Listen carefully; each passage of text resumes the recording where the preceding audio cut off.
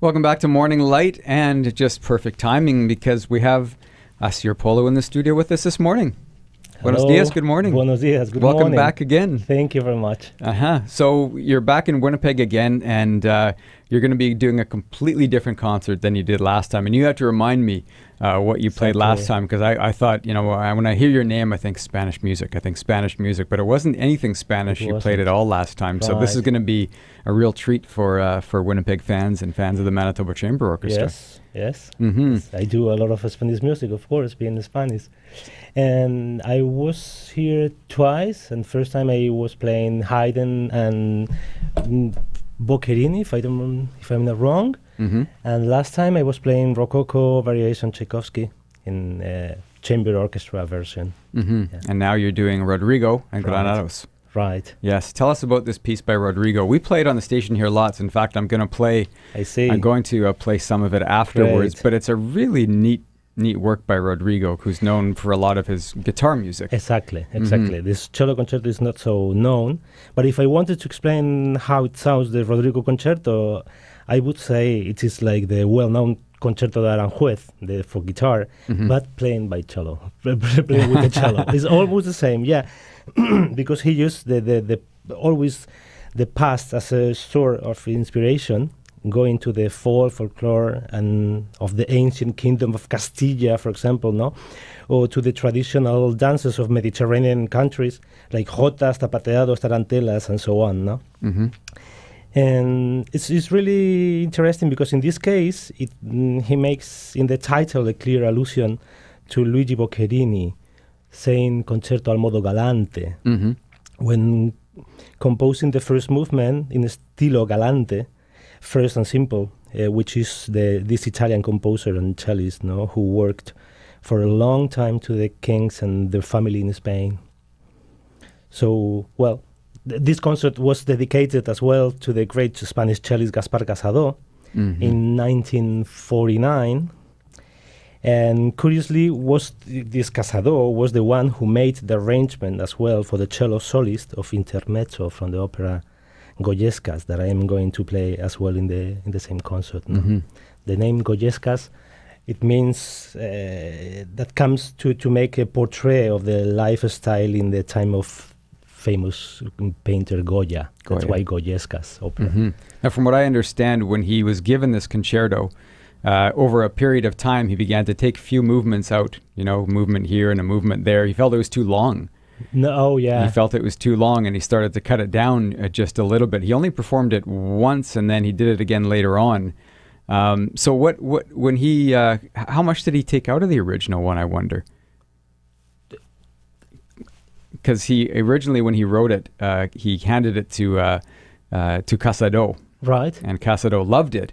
But then as he began to play it, I guess he felt it was too long. Well, Casado was very special. Well, this time was very special, no? Because normally players were as well kind of composers. Mm. Casado did composition in Paris with Ravel as mm-hmm. well.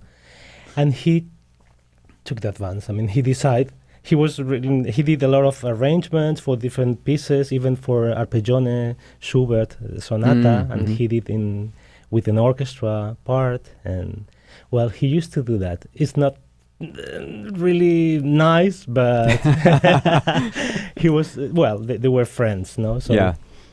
And they remained friends after that. And I'm not sure. I'm not sure.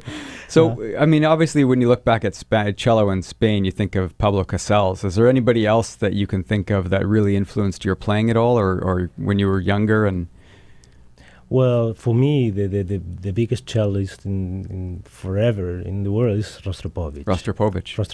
For me, of course, you can't say just one, mm-hmm.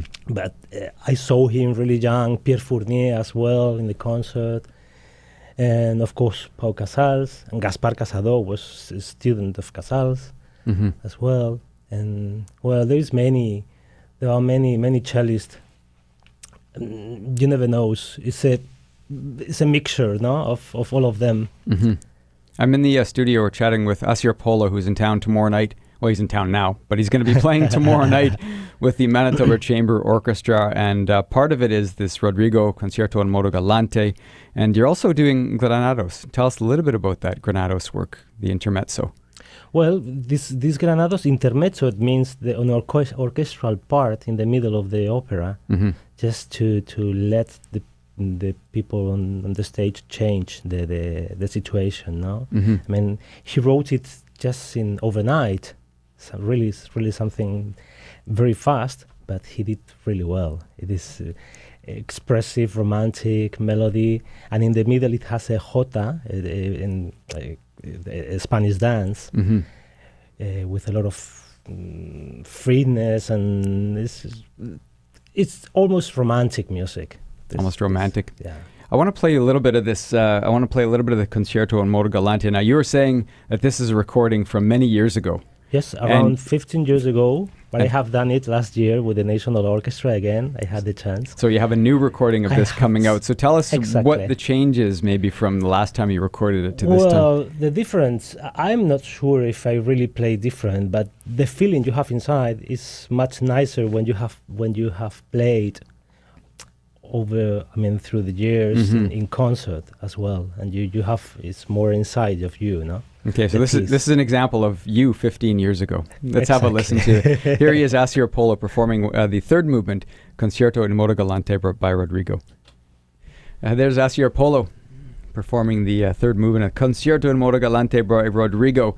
Oh, I think he was way younger when he recorded that one, way younger, 15 years ago or so. And he's going to be performing that tomorrow night with the Manitoba Chamber Orchestra. So what are the challenges, Asier, about playing that? It makes me nervous listening to myself. It reminds me tomorrow I need to play again. Yeah. Well, what are the challenges? As you can hear, it's a really nice and easy way to listen. It's easy music. It's really nice, happy and dancing music almost now. But it's really demanding for the cello, for the player. It has huge difficulties, octaves, double stops, or scales, really fast things, and it must be like you do nothing, but there is a lot of hours behind, no? So when you get on stage, at that point, it's more, you're so focused, right? I mean, you're so focused at that point. Yeah. But the energy is very nice. You need to smile playing this. If not, it doesn't work. That's what I remember from last time you were in. I think you had a smile on your face the whole time. Almost always. Are there any pieces you play where you're just so intense and frowning because it's so challenging? Maybe some of the modern music? I don't know. Some of the modern music might be a bit more, where you have to read from a... Of course. It depends on the character of the piece, no? But this Concierto is definitely an upbeat, fun. Absolutely. Well, it sounds like a great concert as you do that. You're going to do the Granados, and I will try my best. Sure. I'm sure you'll do fine. I'm really happy here because here is a very nice and close atmosphere with a lot of great musicians, and the relation with the conductor and Manson is great. It's lovely and has the capacity and the sensitivity, enough to give each person what needs to obtain the best of each musician. And this is fantastic. Well, we're happy to have you back. And we welcome you back again anytime. And maybe, I know you've got your cello with you, but a little bit too early to play. So maybe next time we'll give you a little bit more time to readjust to our time where we can get you in and playing again. With pleasure, but better in another time. Yeah, in the afternoon now maybe. Now in the afternoon. Too soon, too early in the morning. Thank you again for coming in this morning. It's a pleasure.